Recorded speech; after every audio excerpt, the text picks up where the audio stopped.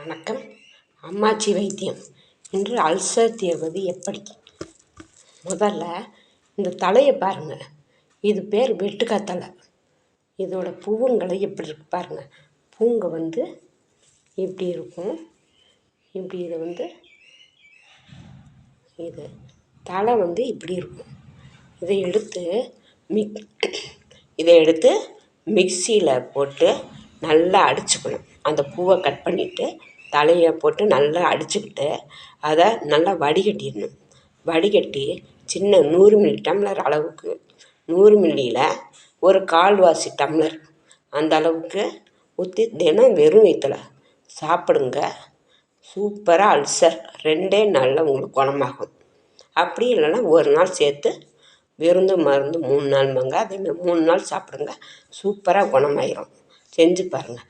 அத்துடன் கையிலையோ மேலே காயம்பட்ட இடத்துல இந்த தலையை மேலே அப்ளை பண்ணிங்கனாவே போதும்.